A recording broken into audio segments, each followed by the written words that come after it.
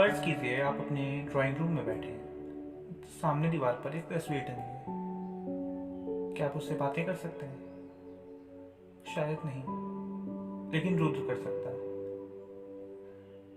आज की हमारी कहानी के नायक रुद्र ने 10वीं की परीक्षा बहुत ही अच्छे अंकों से पास की है और अब उसने मैथ स्ट्रीम में 11वीं में एडमिशन लिया है। 10वीं तक की पढ़ाई तो उसने कॉलोनी में ही की, मगर स्कूल में 12वीं ना होने के कारण उसे घर से कुछ दूर वाले स्कूल जाना पड़ा। रुद्र के घर में उसकी माँ और पिताजी हैं। पिताजी किराने की एक छोटी सी दुकान चलाते हैं और माँ घर संभालती है। इकलौती औलाद होने की वजह से रुद्र माँ और पिताजी दोनों को प्यारा था। हालांकि इस संसार में पिता का पुत्र के प्रति लगाव कभी आकर्षण का विषय ही नहीं रहा और ना ही साहित्य में उससे जगह दी गई है जितनी माँ के प्रेम को दी जाती है। इसलिए हम भी रुद्र के माँ के बारे में ही बात करते हैं। रुद्र की माँ रुद्र पर जान छिड़कती थी। रुद्र भी माँ से उतना ही प्यार करता था। सुबह उठने से लेकर रात को सोने तक माँ रुद्र के पीछे पड़ी रहती थी। रुद्र का खाना पीना पहनना सब टॉप क्लास का होता था।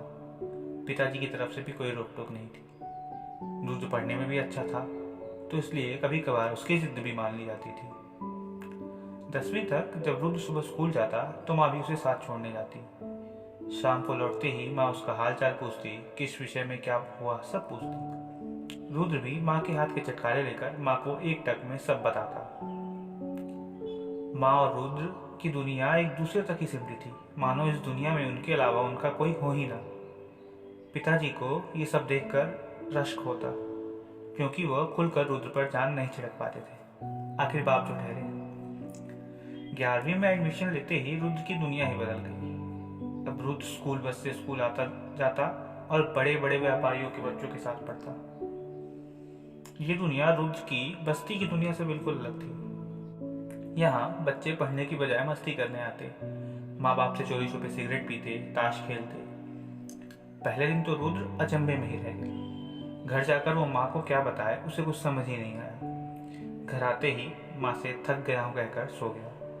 माँ ने भी नए स्कूल के पहले दिन की थकान समझकर कुछ ना पूछा। अगले दिन रुद्र के नए दोस्त बनने लगे। रुद्र को भी नई नई चीजें को देखने मिलने लगी। वो कहते हैं ना, हम अच्छी चीजों के प्रति आकर्षित हो ना हो, बुरी चीजें हमें बहुत जल्द आकर्षित करती हैं। रुद्र के नए दोस्तों ने उसे अपनी जद में ले लिया। रुद्र के दोस्त उसे ताश खेलना सिखाते या यूं कहें जुआ खेलना सिखाते।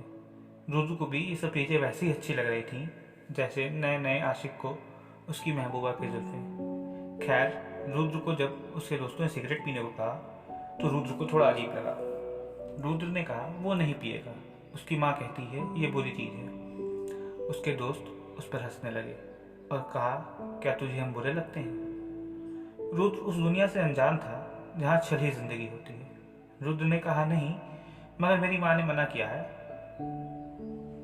तुम लोग की माँ इजाजत दे सकती है, मेरी माँ नहीं देगी। उसके दोस्तों ने फिर उसकी खिल्ली उड़ाई और कहा, इजाजत कौन देता है, अब हम बड़े हो गए हैं और अपने फैसले खुद लेते हैं। रुद्र को ये बात खटकी। उसके दोस्तों ने कहा, अगर तुझे ममाज बॉय ही रहना है तो फिर हमसे मत बात किया कर। नए स्कूल में नए दोस्तों की संगत खोने के डर से रुद्र ने एक कष्ट ले लिया और उसके दोस्त उसे चीयर करने लगे। रुद्र के दोस्तों को डर था कि वो ये बात कहीं घर पर ना बता दे, इसलिए उसके दोस्तों ने समझाया कि हर बात की पिपड़ी अब अपने माँ बाप से बचाना बंद कर। तू बड़ा हो गया है, जूनियर कॉलेज में है, अपने हिसाब से जिंदगी के मजे ले। अमीर बाप की बिगड़ी औलादें अक्सर ऐसी ही सोच रखती हैं। स्कूल से लौटते वक्त रुद्र के दिमाग में यही सारी बातें घूम रही थी। रुद्र ने सोचा वो कब तक बस्ती की सोच से जिएगा। बड़ा आदमी बनने के लिए उसे बड़े लोगों की सोच अपनानी होगी। माँ और पिताजी तो शुरू से ही बस्ती में रहे हैं, उन्हें बड़े लोगों की बातें क्या ही पता होंगी। घर पहुंचकर जो रुद्र माँ को गले लगाता था वो सीधा अपने कमरे में चला गया।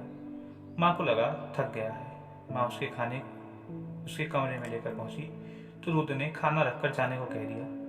माँ को थोड़ा अजीब लगा, मगर माँ तो माँ ठहरी। ममता की पट्टी हटाकर उसने कभी रुद्र को देखा ही नहीं। कई दिन तक ऐसे ही चलता रहा। रुद्र माँ से दूर दूर रहने लगा। माँ ने एक दिन थक हार कर पूछ ही लिया, क्या बात है, अब तू मुझसे बात क्यों नहीं करता, ना कोई बात बताता है? रुद्र ने तंज भरी आवाज में कहा, माँ अब मैं बड़ा हो गया हूँ, तुझे हर पल की रिपोर्ट नहीं दे सकता। माँ को ये बात बहुत चुभी, मगर उन्होंने रुद्र से कुछ नहीं कहा। कुछ दिन बाद ही रुद्र के दोस्तों ने कोचिंग के बहाने उससे घर से पैसे लाने को कहे। रुद्र को पैसे भी मिल गए। रुद्र अब सुबह से देर रात तक घर से बाहर रहने लगा। कोचिंग के बहाने रुद्र दोस्तों के साथ जुआ खेलता, मगर अपने भोलेपन के कारण वो हमेशा हार जाता, या ये कहिए उसके दोस्त उसे चालाकी से हरा देते। इसी कारण रुद्र और चिड़चिड़ा हो गया। अब माँ से कुछ भी पूछने पर वो उन्हें डांट देता। रुद्र को ऐसा देखकर माँ सहम जाती। माँ देर रात तक इंतजार में बैठी रहती, मगर हफ्ते हफ्ते भर तक रुद्र माँ के हाथ तक खाना तक न खाता। माँ को रुद्र का उनसे ऐसे दूर जाना खाया जा रहा था। धीरे धीरे 1 साल बीत गया। पिछले 1 साल से रुद्र ने माँ से ढंग से बात नहीं की थी। माएँ बच्चों से बात की भूखी नहीं होती, मगर प्यार की भूखी होती हैं। लेकिन यहाँ माँ को दोनों नसीब न था। 10वीं तक के रुद्र में और 12वीं के रुद्र में जमीन आसमान का फर्क था।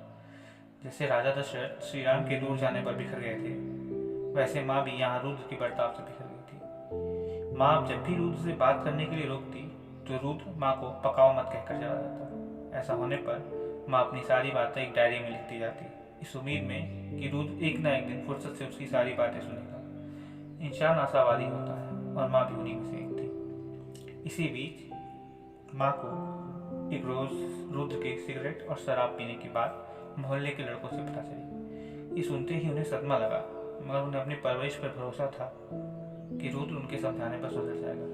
घर पहुंचकर वो रुद्र का इंतजार करने लगी, मगर रुद्र के घर जल्दी ना पहुंचने पर उन्होंने ये बात भी डायरी में लिखनी शुरू की, ताकि सारी बातों की तरह ये भी रुद्र को बता सके। पर लिखते लिखते माँ की कलम रुक गई। 2 साल बाद आज रुद्र इंजीनियरिंग कॉलेज में है और उसकी सारी बुरी आदतें छूट चुकी हैं। अब माँ तो नहीं पूछती, मगर फिर भी वो घर पहुंचते ही अपने दिन भर की सारी बातें माँ को बताता है। सुबह कॉलेज में पहुंचने से लेकर शाम को कैंटीन में गप्पे मारने तक रुद्र शुरू होता है तो फिर रुकता ही नहीं। मगर अब माँ रुद्र को न टोकती है न रोकती है, पलट कर भी कुछ नहीं पूछती, क्योंकि माँ अब तस्वीर हो चुकी है और तस्वीरें कुछ बोलती नहीं, बस सुनती हैं। पिताजी भी अपनी बातें अक्सर अब तस्वीर से करते हैं। रुद्र को लाख चाहते हैं, मगर माँ की तरह उसके दोस्त नहीं बन सकते, क्योंकि हमारे यहाँ बाप दोस्त नहीं बना करते। उस रोज जब माँ लिखते लिखते सोई तो फिर कब उठी ही नहीं, मगर रुद्र से अपनी सारी बातें कह गई उस डायरी के जरिए। माँ को खोकर ही सही रुद्र वापस धरती पर लौट आया। अब रुद्र और माँ वैसे ही दोस्त थे जैसे पहले हुआ करते थे। फर्क बस इतना था कि माँ अब तस्वीर थी। वीडियो पसंद आई हो तो उसे लाइक कीजिए, शेयर कीजिए अपनी फैमिली और फ्रेंड्स के साथ, और चैनल को सब्सक्राइब करना बिल्कुल ना भूलिएगा।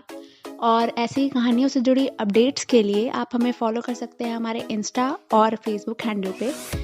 दोनों हैंडल्स के नेम्स नीचे डिस्क्रिप्शन बॉक्स में दिए होंगे। और सबसे ऊपर खुद का ध्यान रखिए और खुद से प्यार कीजिए, cause self love is the best love.